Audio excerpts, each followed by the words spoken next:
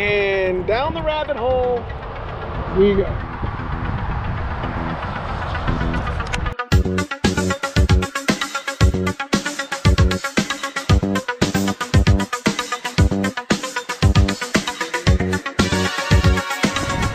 What's up, YouTube? Welcome back to the channel. Yep, we are here at Summit Racing Equipment yet again. Today we're here picking up some high quality go fast parts for the old white Mustang, and we are on our way to the track where we're about to make some practice hits, and we're also gonna watch cousin Paul hit the track for the first time in, I don't know, a year. But first, let's go spend some money. It hurts.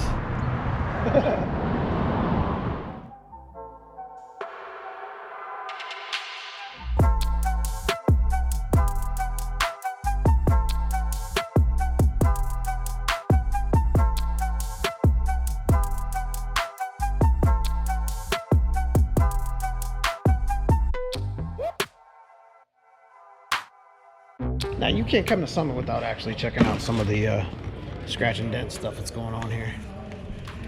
You gotta always peek at this stuff. Hey, that's a Ford power sunflower clutch. Interesting. I might buy that clutch, bro. Scratch and dent, bro. So basically, if you guys don't know what this is, Summit Racing has they have a shelf that you can this is like returns and stuff that was accepted on returns.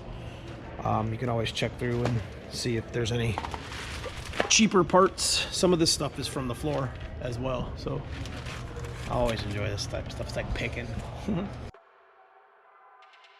Really film too much, walking around too much, but show you what's going on in the cart when we get outside. How we doing? Good. Oh, you guys already know it's way too much damn money. Way too much money. Right down the rabbit hole we go. So what do we have here? We picked up a rear set of brake calipers and rotors from Strange, and the front set.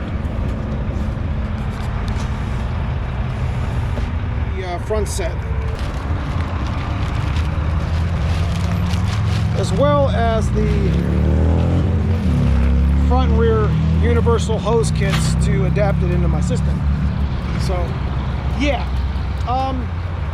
one of the issues that we had is when we bought the RC Comp double beadlock wheels, the big Ford brakes that I had in the back of the rear axle were too big for the inner beadlock, so I had to go to a smaller, more lighter weight. I just figured I had to go to a smaller caliper, and I just figured I would just upgrade the white car's brakes at the same time.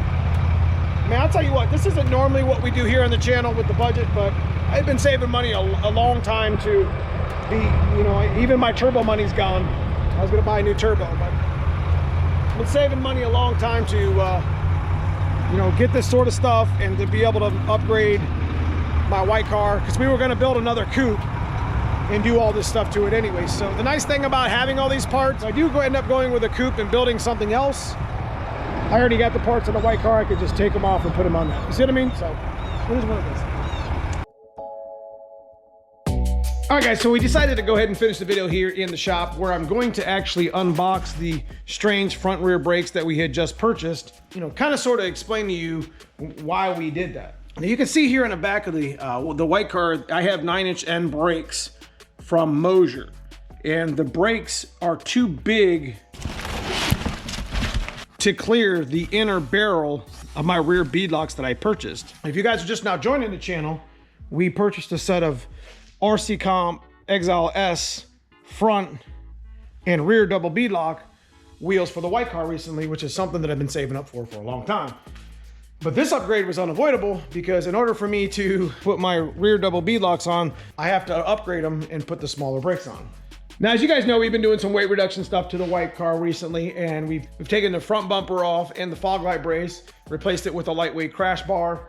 We've done the RC comps, netted me about 32 pounds total. And the front and rear brakes are also gonna be pretty lightweight upgrades for the white car. So obviously, you know, doing some weight reduction stuff obviously is going to make the car a little bit faster and handle a little bit better. So we're going to go ahead and unbox these front and rear brakes.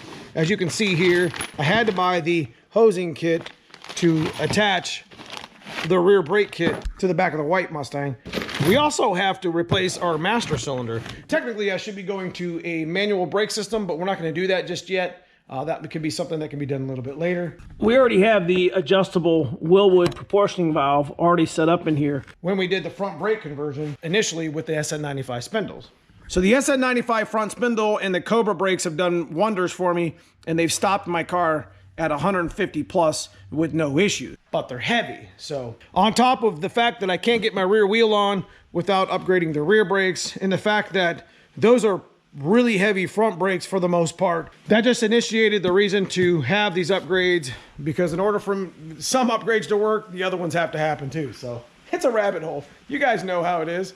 How many times have you been in the build and while we're in there, we're just gonna go ahead and fix that and change that, right? Never ends, never ends. All right, so this is should be the rear brake kit, the 1706 WCs. All right, so yeah, these are the aluminum brackets. Now remember, the 9-inch end brackets are steel. That's all part of our Right Stuff kit that actual Moser sells. Super lightweight aluminum backing brackets. So the back, I have to pull my axles out to get these caliper brackets on the back. If you're familiar with like C-clip eliminators or any sort of rear bracket, this is you know, this is where we're at. All right, so these must be the calipers. Aluminum. This brake kit's supposed to be like 22 pounds or something, I don't know. Real nice piece right here, 4-piston. So these will clear the bead lock, like I was telling you. These will clear the bead lock with the rotor on the back side of the wheel. See what I mean? It'll be real close. Whereas I can't get it on the back side of the 9-inch ends, so I'm kind of stuck. Completely did not know that. Here's the other one, on the pads, one of the hardwares. All right, so obviously inside the box, you just got the rear rotors, and these are not vented, so they're a little bit different, but as you can see, it's gonna fit nice and perfect in the back, and then the caliper literally sits right on top of it. As you can kind of see and get an idea of what the problem I have. This is the problem that I'm having on the bigger brakes. The caliper's too big. So what we'll do is we'll grab all this stuff, including all the pads, and we'll weigh them all as a complete. So we're gonna get a good rough guesstimate on how much all this weighs inside the box for you guys. Fire that up. There you go. 25.2 pounds. Now, again, guys, you know, the Cobra brakes, the big rotors, and this stuff has worked for me for years. So the SN95 brakes were a good, you know, upgrade years ago. But again, we're trying to lighten the car up as we're doing our weight reduction. And this is just one of the items that we had with the rear brakes. We decided to get all at once. So me and Cousin Paul are going to open up the front brakes, and we're also going to weigh them as well. So we'll take a peek at this. Caliper brackets, real lightweight. So this brake kit comes with aluminum hubs, low drag apparently, and these go on the SN95 spindles. Pretty nice, huh? And here's our pads, of course, front. Here's our caps. Here's all our hardware. And then, of course, we got the front calipers here, which legitimately look exactly like the rears, to be honest with you. Probably are. 4-piston setup. Pretty cool, huh? So we're going to take all this stuff out of the box, and we're going to set it down on our scale. But honestly, the front and rears look almost identical. Look at that. All right, so I think I have this all tactfully stacked on my little weight scale here. So here's the pads and here's the little caps. I think it's advertised at 33.5, but we'll see. We'll light it up. Look at that. 35 pounds even on this scale. Now that could be a little bit off, but that's everything. That's the pads, the caps, the hardware, the brackets, the calipers, both hubs. Yeah, I mean, it's all here. All right, so these rotors are pretty much the same rotors for the most part that I got on the white car here, the big Cobra brakes. I'm gonna show you how much these rotors weighed by themselves. Now, mind you, that whole hub kit, everything was 35 pounds, right? Watch this.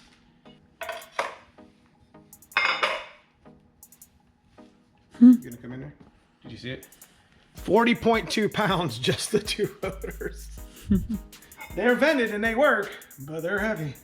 So you guys see, the weight reduction stuff really is a big deal. When you get like unsprung weight on the front of your car, especially in the nose of the car, it kind of multiplies with rollout and speed. And I think with doing some of these upgrades, it's not only gonna make the car respond better to braking, but it's also gonna be lighter.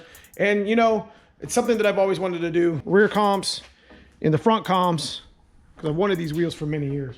Anyways, we're gonna go ahead and clean up our mess. Stay tuned for the actual videos. We are going to be doing the weight reduction videos of how much weight did we save in the strange front and rear brakes and the install. So if you guys enjoy this sort of content, make sure you guys hit that like and subscribe on the way out. Check out that join button if you feel like you want to donate to the channel and be part of the channel membership. But outside of that, guys, I just appreciate you watching the video as we got a lot of work to do. Stay tuned for the next one. See you soon.